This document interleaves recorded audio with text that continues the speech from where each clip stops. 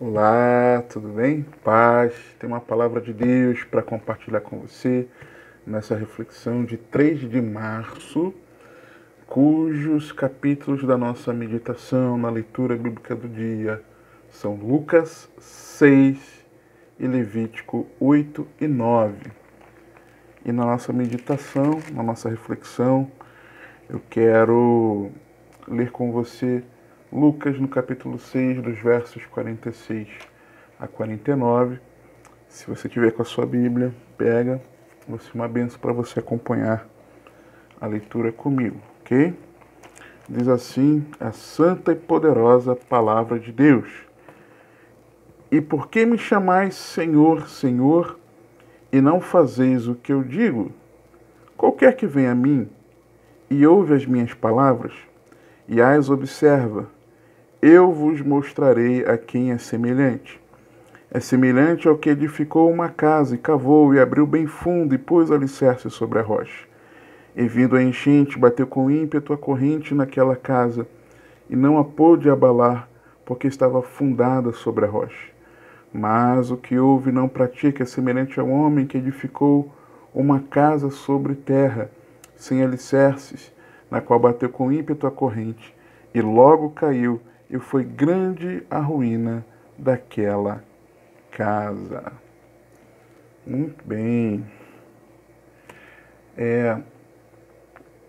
Em certa intensidade, e por conta da nossa humanidade, diante das diferentes notícias, circunstâncias da vida, do cotidiano, cada um, à sua maneira,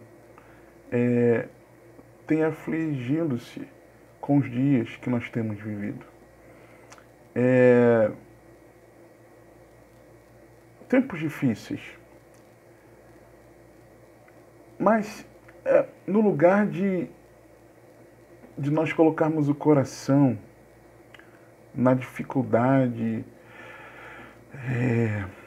no peso dos dias, nós deveríamos aproveitar essas oportunidades para apresentarmos ao Senhor a nossa mais profunda e sincera gratidão por seu amoroso cuidado, seus protetivos livramentos. Amoroso cuidado porque você veja como Deus tem cuidado de nós apesar de tudo, dessa forma amorosa que Ele cuida de nós. Os protetivos livramentos, porque Deus tem nos livrado de tantas coisas, apesar das adversidades, de tantas outras mais, Deus tem nos livrado de coisa que nem sabemos, mas não vislumbramos que Deus esteja fazendo isso. Talvez você esteja vivendo um momento da adversidade da enfermidade, mas e de determinadas enfermidades que você já estava desenvolvendo, assintomática talvez, e Deus te curou sem você nem saber. Já parou para pensar nisso? E de quando você trafegava pela rua e Deus ele te deu livramentos de acidentes, de ser afligido pelo homem mau, perverso, e de tantas e outras coisas. Mas não só o amoroso cuidado, mas não só os livramentos, mas a educativa maneira com que Deus tem nos moldado. Nisso, deveríamos enxergar o cuidado, o livramento e o moldar de Deus na nossa vida. E aí levantarmos o nosso coração em gratidão a Deus. Essa é a primeira coisa. Na verdade, a primeira coisa que eu vejo muitos que dizem Senhor, Senhor fazendo, é reclamarem no lugar de glorificarem a Deus. Mas além da gratidão, o que fazer? Porque olhando para frente, olhando adiante, nós vemos que não vai melhorar, certo? Não vai melhorar. Num primeiro momento. Dias sombrios, difíceis, que não estão muito nítidos, muito claros à nossa frente. Eu vejo que nós precisamos descansar o coração, animarmos-nos em Deus, fortalecermos-nos no Senhor e sermos renovados no Espírito Santo. Mas não com a expectativa de que vai melhorar e de que você vai viver o melhor dessa terra. Não é isso. Mas é porque você já sabe o final. Você entende? Você já sabe o final para todo aquele que estiver firmado na rocha. E é interessante porque quando Jesus ele começa aqui no versículo 40, na verdade, o versículo 46 é a continuação do que ele estava falando das árvores e dos frutos. Em relação a um tipo de pessoa que ele estava falando e que lá em Mateus, para nós ficar mais claro, e alguns detalhes aqui da casa edificada sobre a rocha, que nós encontramos lá que são importantes e eu quero olhar com você. Mateus 7, 21 a 27. Jesus estava falando de falsos profetas, estava falando de que os conheceríamos pelos seus frutos, porque uma árvore boa não tem como dar um fruto mau, e o contrário também. E aí ele complementa assim: nem todo que me diz Senhor, Senhor, quem diz Senhor, Senhor, é aquele que se diz de Cristo, ok? A quem declara que Jesus é o seu Senhor e seu Salvador. Nem todo que me diz Senhor, Senhor entrará no reino dos céus, mas aquele que faz a vontade de meu Pai que está nos céus. E onde essa vontade de Deus está revelada? Nós sabemos bem onde essa vontade está revelada. Muitos me dirão naquele dia: Senhor, Senhor, não profetizamos nós em teu nome? E em teu nome não expulsamos demônios? E em teu nome não fizemos muitas maravilhas? E então lhes direi abertamente: nunca vos conheci. Apartai-vos de mim, vós que praticais a iniquidade. Então, Jesus diz aqui: e por que me chamais Senhor, Senhor, e não fazeis o que eu digo? Verso 46 de Lucas 6, e ele fala das suas palavras, da forma como lidamos com suas palavras. Jesus assemelha ao tipo de edificação, ao tipo de fundamento em que nós estamos edificando a nossa vida. Jesus está dizendo aqui em Mateus, a referência é de entrar no reino dos céus e daquele dia. Ou seja, ser edificado na rocha é algo que está ligado diretamente ao fim dos dias. Aquele grande dia, ao que virá depois do fim dessa era da humanidade. É disso que Jesus está falando. Jesus está falando da eternidade. Jesus está falando do fim da terra e da eternidade com Deus.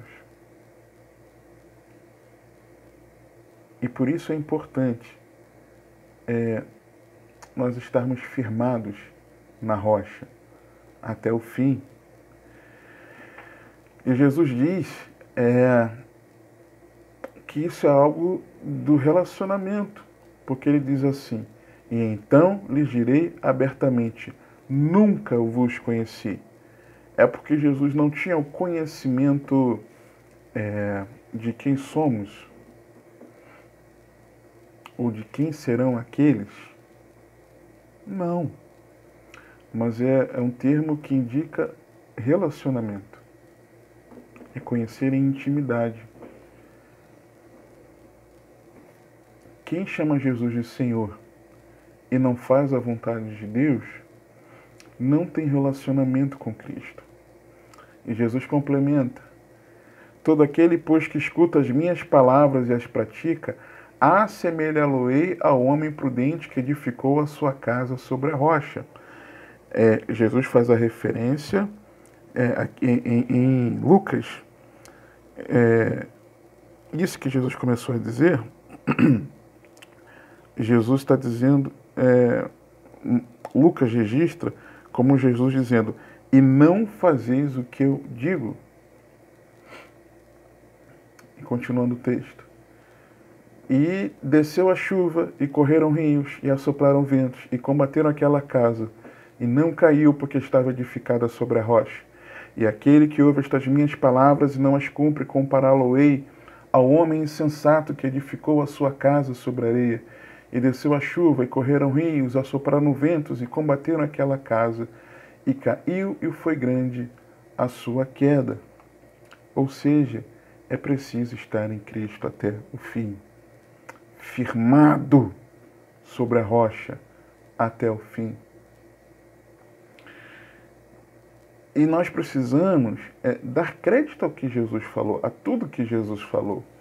E Jesus disse algo que está registrado por João, no capítulo 14, nos versos 21 e 24, na parte A, no seguinte: se alguém me ama, guardará a minha palavra. Quem não me ama, não guarda as minhas palavras. Ou seja, viver a palavra de Deus é a evidência do nosso amor a Ele. É simples de entendermos. Porque se nós não vivermos a palavra, nós não apenas não estaremos edificados sobre a rocha agora, de forma que nós não sejamos abalados com as intempéries da vida, mas lá no fim, isso vai apontar para sempre nós estarmos longe de Deus. Ser edificado sobre a rocha é ser saciado no Senhor. 1 Coríntios 10, 4. Ora, irmãos, não quero que ignoreis que nossos pais estiveram todos debaixo da nuvem, e todos passaram pelo mar, e todos foram batizados em Moisés, na nuvem e no mar, e todos comeram de uma mesma comida espiritual, e beberam todos de uma mesma bebida espiritual, porque bebiam da pedra espiritual que os seguia, e a pedra era Cristo. Estar edificado sobre a rocha é você ser saciado em Cristo. Ser saciado em Cristo.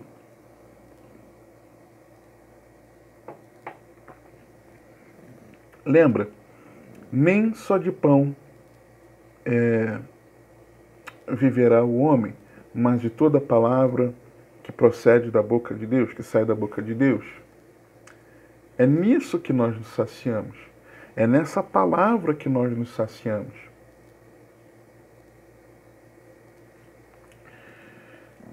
Ser edificado sobre a rocha é valorizarmos a Cristo. 1 Pedro 2, 6 a 8. Por isso, também na Escritura se contém: eis que põe em Sião a pedra principal da esquina, eleita e preciosa, e quem nela crer não será confundido, e assim para vós, os que credes, é preciosa. Mas para os rebeldes, a pedra que os edificadores reprovaram, essa foi a principal da esquina, e uma pedra de tropeço e rocha de escândalo para aqueles que tropeçam na palavra, sendo desobedientes para o que também foram destinados. Para nós, é uma pedra preciosa. Quem não crê em Cristo não enxerga valor em estar em Cristo, não enxerga valor nos seus ensinamentos, acaba desobedecendo. Ser edificado sobre a rocha é ter firmeza nos passos. Salmo 40, verso 2. Tirou-me de um lago terrível, de um charco de lodo, pôs os meus pés sobre uma rocha, firmou os meus passos. Ou seja, se eu estou em Cristo, o meu caminhar, a minha vida, ela está firme. Eu não tropeço. Eu permaneço firme. Se tirar os meus pés de sobre a rocha, eu estarei num charco de lodo. Ser edificado sobre a rocha é ser inabalável. Por que eu digo inabalável? Verso 48 aqui de Lucas 6. É semelhante ao homem que edificou uma casa e cavou e abriu bem fundo e pôs os alicerces sobre a rocha. E vindo a enchente, bateu com ímpeto e a corrente naquela casa e não a pôde abalar, porque estava fundada sobre a rocha. É ser inabalável. Salmo 62, 6. Só Ele é minha rocha e minha salvação. É a minha defesa, não serei abalado. Ser inabalável é ter uma disposição interior renovada, com um coração puro. Salmo 51, verso 10. Cria em mim, ó Deus, um coração puro e renova em mim um espírito inabalável. Em algumas traduções, reto, mas a primeira tradução do termo, onde é traduzido como reto em algumas versões, é inabalável. Ser inabalável é reter a graça, porque representa o reino. É reter a graça, porque representa o reino. É ter a consciência de que é o embaixador do reino de Deus e permanecer na graça de Deus. Hebreus 12, 28 a 29. Por isso, tendo recebido um reino que não pode ser abalado, retenhamos a graça pelo qual sirvamos a Deus agradavelmente, não é por obrigação, com reverência e piedade, não é com irreverência do seu jeito, e não é de forma desleixada, mas é de forma piedosa, porque o nosso Deus é um fogo consumidor. Ser inabalável é resistir no dia mau, capacitado pelo Senhor. Efésios 6,13. Portanto, tomai toda a armadura de Deus para que possais resistir no dia mau, e havendo feito tudo, permanecerdes inabaláveis. Ser inabalável é perseverar em trabalhar com firmeza. 1 Coríntios 15, 58. Portanto, meus amados irmãos, sede firmes e inabaláveis. É interessante que é o que é traduzido por constante. A primeira tradução é inabalável, sempre abundante na obra do Senhor, sabendo que o vosso trabalho não é vão no Senhor. Ser edificado sobre a rocha é estar fundamentado em Cristo, é tê-lo como único alicerce. 1 Coríntios 3, 9 a 11. Porque nós somos cooperadores de Deus, vós sois lavoura de Deus, edifício de Deus, segundo a graça de Deus que me foi dada. Pois eu, como sábio arquiteto, o fundamento, e outro edifica sobre ele.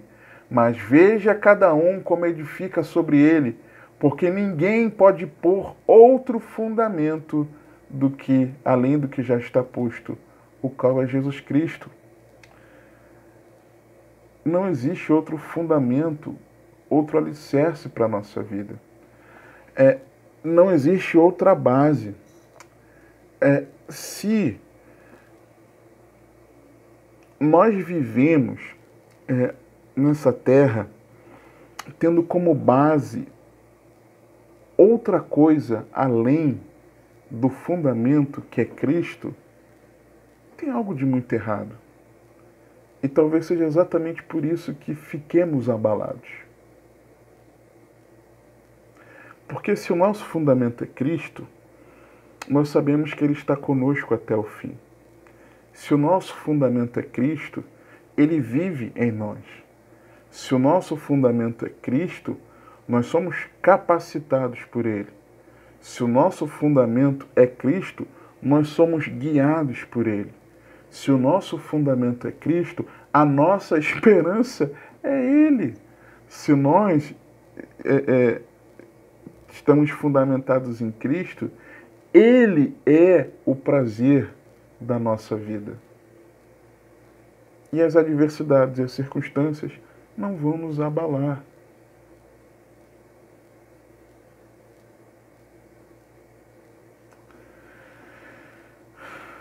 Estar fundamentado em Cristo é ter raízes nele.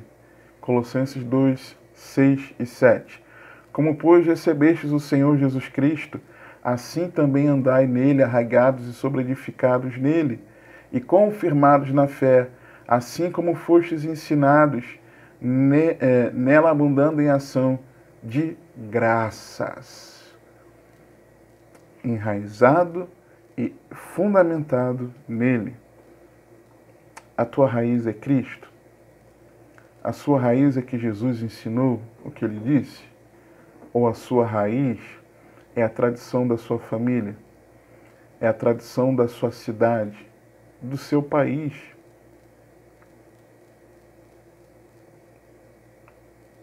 Tradição da região tem falado mais alto ao teu coração do que a palavra de Deus. Eu sinto o Senhor falando isso comigo. A tradição da região onde você mora está sendo mais forte no seu coração do que a palavra de Deus. Porque essa tem sido a sua raiz, e não Cristo.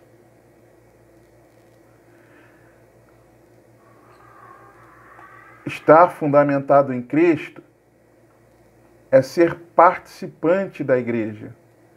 Efésios 2, 19 a 22. Assim que já não sois estrangeiros, nem forasteiros, mas concidadãos dos santos e da família de Deus, edificados sobre o fundamento dos apóstolos e dos profetas, de que Jesus Cristo é a principal pedra da esquina, no qual todo o edifício, bem ajustado, cresce para templo santo no Senhor, no qual também vós juntamente sois edificados para a morada de Deus em espírito. Se Jesus é o nosso fundamento, nós precisamos saber que nós somos parte dessa edificação, que é a família de Deus. Mas se você quer viver isolado, longe dos seus irmãos, longe da sua família de fé, você é abalado. Você não vai ter o irmão para te encorajar, para te fortalecer, para te mostrar, olha, a palavra nos aponta esse caminho, vamos seguir nesse caminho. Olha, vamos seguir firme, isso, coragem, força. Olha, você está errado nisso. Longe da família de Deus, nós somos abalados. Acorda para a vida. Você passa mais tempo com os do mundo do que com os da família de Deus. E o tempo que você diz que passa, mas não passa de coração, você chega atrasado nos encontros com os irmãos e assim que termina você vai embora. Porque você não se enxerga parte dessa família. Essa é que é a verdade. E posso falar mais? Você não ama os irmãos se você faz isso. Porque você não quer se relacionar com as pessoas. E aí, as dificuldades vêm, as circunstâncias vêm, você é abalado. Acorda para a vida. Como estar firme na rocha até o fim? Jesus falou, você sabe disso. Verso 47. Qualquer que vem a mim e ouve as minhas palavras e as observa. Eu vos mostrarei a quem é semelhante. Em primeiro lugar, ir a Jesus. Mateus 11, 28 a 30. Vinde a mim, todos vós que estáis sobrecarregados e oprimidos, e eu vos aliviarei. Que estáis cansados e oprimidos, e eu vos aliviarei. Tomai sobre vós o meu jugo e aprendei de mim, que sou manso e humilde de coração, e encontrarei descanso e não aflição e não abalo. Pegou? Para as vossas almas, porque o meu jugo é suave e o meu fardo é leve. Vinde a mim, todos que estáis cansados e sobrecarregados ou oprimidos, e eu vos aliviarei.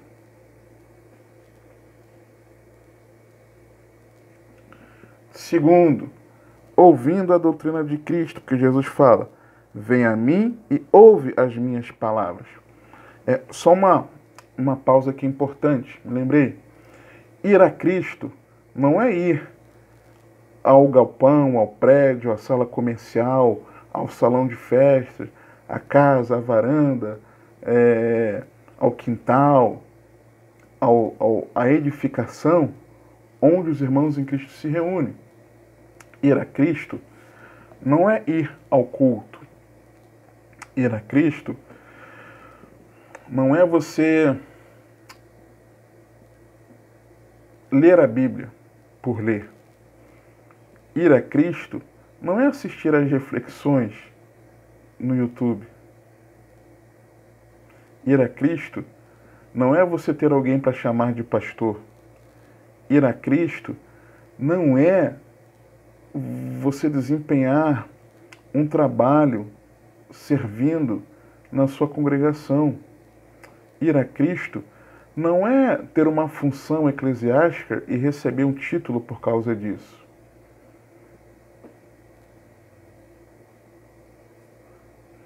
Ir a Cristo é ir a um relacionamento pessoal com aquele que verteu seu precioso sangue na cruz do Calvário para te redimir dos seus pecados, para te resgatar por um precioso sangue, te comprar de volta para Deus, para que agora, desde já, firmado em Cristo, fundamentado nele, edificado sobre a rocha, você tenha um relacionamento pessoal com Deus.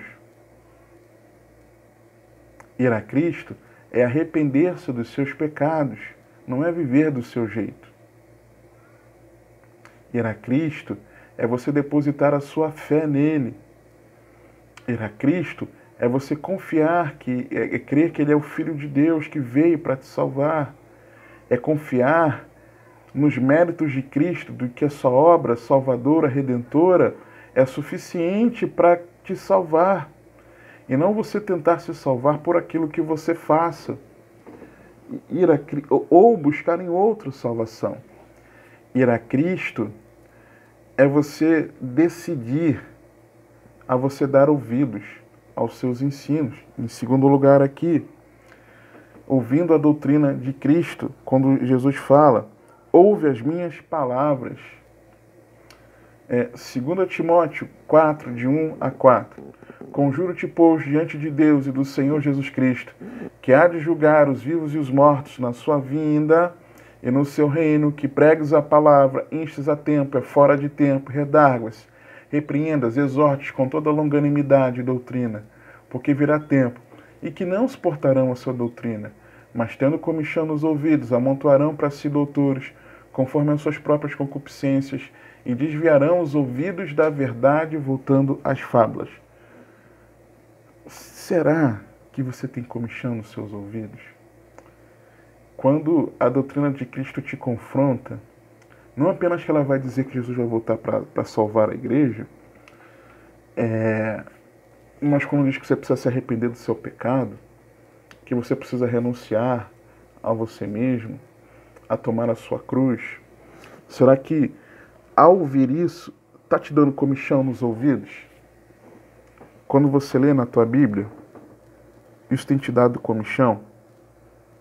como os vários confrontos que nós tivemos aqui na leitura de Lucas 6, como isso aqui é Jesus encerrando o Sermão do Monte, onde tem ali a essência da sua doutrina, do seu ensinamento, onde Jesus está ali, confrontando a gente firmemente. Isso te dá comichão no ouvido? Ouvir pregações bíblicas do Evangelho que te mostram que não é só vitória. Isso te dá comichão nos ouvidos?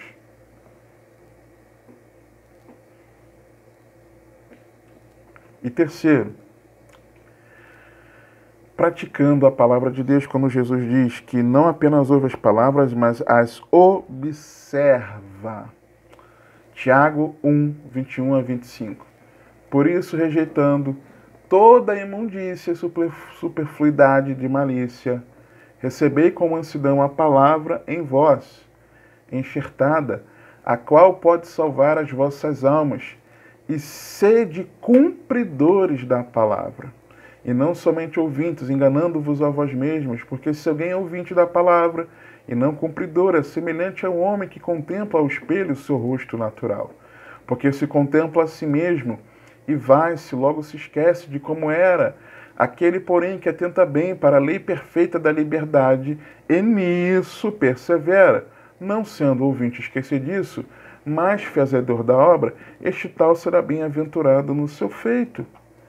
E aí, eu falo em amor, tá? Com carinho. Mas eu preciso falar. De que adianta você estar aqui assistindo esse vídeo e talvez você tenha assistido algumas, várias, quem sabe até todas, as reflexões que eu disponibilizei aqui no YouTube até agora, mas você não tem praticado, não tem vivido a palavra de Deus. Adianta de quê? Você só está acumulando provas contra você naquele dia.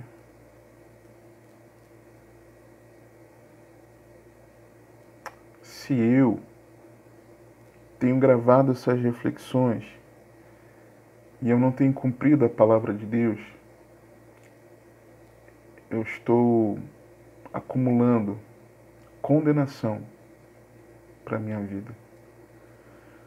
É interessante porque Tiago ele fala a palavra que pode salvar, a palavra que foi enxertada, que pode salvar a alma, então está falando do porvir, mas é uma palavra que precisa ser cumprida. O que nós lemos em 2 Timóteo 4, de 1 a 4, sobre a doutrina de Cristo que deve ser ouvida, a referência que Paulo faz a Timóteo é do tempo que viria e que não suportariam essa doutrina. E as características de amontoar para si doutores só é possível agora, por meio do conhecimento sendo alcançado de uma forma mais fácil através da internet. Então está falando desses dias, está falando do fim.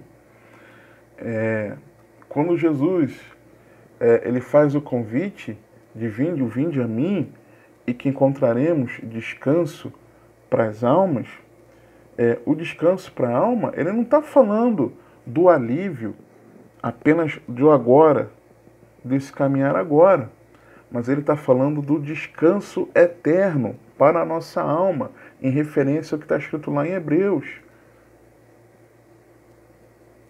E é referência, claro, ao Shabá, a ele sendo o Senhor do sábado, ele sendo o nosso descanso eterno. Isso é sério. Nós precisamos estar firmados na rocha até o fim, para nós não sermos abalados. Eu sei que os dias são difíceis. Eu sei que às vezes nós passamos aflições. Eu sei que as notícias, as circunstâncias mexem com a gente em um certo nível, alguns muito mais, outros muito menos. Mas nós devemos pegar tudo isso e entregarmos o louvor em gratidão a Deus por Ele, e o louvor não só de lábios, mas de vida, em gratidão pelo seu amoroso cuidado, pela seus protetivos livramentos e pelo seu educativo moldar, porque Ele está nos forjando para a eternidade. Mas nós sabemos que, olhando aqui por diante, na esfera humana, não vai melhorar. Mas, com o olhar na eternidade, nós sabermos que o final nós já sabemos para todo aquele que estiver firmado na rocha. Jesus virá e para sempre nós estaremos com Ele, porque desde agora, hoje, nós somos conhecidos do Senhor. Que o Senhor te abençoe e te guarde, que Ele te conduza e governe a sua vida, porque você tem acesso.